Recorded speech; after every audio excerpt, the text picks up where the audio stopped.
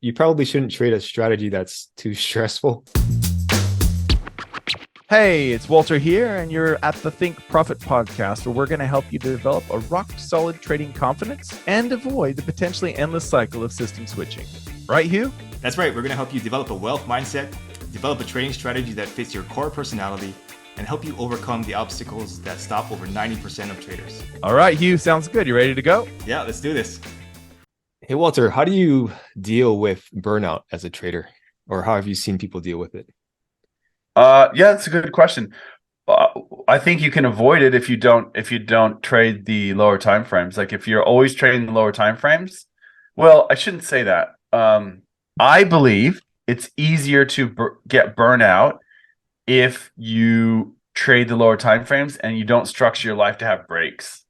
So, like the people that I know that trade the lower time frames, they only have set times of the day, and they also only have set times of the year. So they'll take nice vacations and that sort of thing. I currently trade the 5-minute charts on Litecoin, but what's interesting about this system is it's not as intense as you would think, because I'll take a trade and it might be 3 days later the trade gets cashed out or stopped out or whatever. Mm-hmm. So, and even if I miss a signal, so I'll have it on my phone, so I can, if I see it, I'll have a signal on my phone, and it's supposed to send me an email and all that. But if I miss a signal, there's often going to be a better signal later. Like the best signals have like several signals in a row, I guess is what I'm saying. And I like to take the later ones. So it's actually really cool. I usually don't miss any trades unless I'm sleeping. I usually don't miss very many trades on the 5-minute system, but that's very different to how most lower time frame systems are, where it's like you're really intense, you're watching the screen, and as soon as it goes, you have to be in on it. Mm-hmm. Or you miss out. And I think the reason why my system that I'm trading now is like that is because the stop is so wide, super wide. So that's why it takes a while to hit the target and all that. But yeah, so I would say the best traders, the traders who trade the lower time frame and don't burn out, they take breaks during the year, they take breaks during the day, and they don't let themselves get burnt out. It's so easy to want to just keep trading. And we all know people like that, right? So yeah, and so as far as trading like 6-hour charts or 8-hour charts, I don't really find it that hard to if anything, you don't want to stop trading because you don't want to miss the best trade of the year. You know what I mean? Mm-hmm. On the higher time frames, because that, like with trend following, that can be a big issue. Like you might miss the 2 weeks of the year. You go off to Fiji and you turn off your computer, you actually might miss the best 2 weeks of the year. So it's tough that way. But most of the burnouts I see are people who don't structure their lives where they have breaks. And so what I would recommend for people that are worried about this is you have few hours of the day to trade, and then you have months of the year where you don't trade. So you have most hours of the day where you don't trade, right? That's key.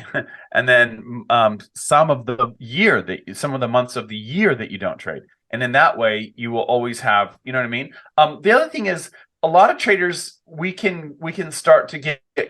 bodies start to conform to the seat because we don't go outside and do stuff. So that's the other thing, is just being able to have something else outside of trading that you enjoy, whether it's like cycling, walking your dog, or hiking or swimming, or something, tennis, something that golf that you do outside of trading that gets you out, gets the blood going, so you have that balance. You'll find that some of the really, really good lower time frame traders, they're often like military background or athletics background, because they have this really intense discipline, and it's like they put the trading into the trading silo, they put the physical fitness into this one, you know what I mean? And they have this regimented day. That's what I found. What are your thoughts on that? Yeah, great points. I also found that you probably shouldn't trade a strategy that's too stressful. I think we've talked about this before, but I used to trade that strategy where you would stack up a bunch of orders right before the profit target, and then you needed to be around to watch it. Otherwise, you would probably wipe out the account, or you would triple the account up. So I think realizing that maybe your strategy is a little bit too stressful is one thing that could lead to burnout. And maybe you could just dial it back a little bit. Instead of trying for such a big return, maybe you go for a lower return. And trading too many currency pairs, I think, is a big one too. A lot of people maybe even though the strategy works on like 26 pairs, maybe you don't want to trade it on 26 pairs. You just trade the majors or something like that, right? So yeah, and then if you do hit that burnout level, then just take a break and then reassess and see if your method is sustainable over the long term. Can you do this for like 10, 20, 30 years, right? And if you can't, then you're probably going to burn out at some point. So you have to figure out how to make that a long-term way to trade. And to your point of like getting outside, even just even taking a walk for 5 minutes and just getting your bare feet on the ground can really help to ground out your energy and help you get revitalized, I guess. So that's one thing you can do also.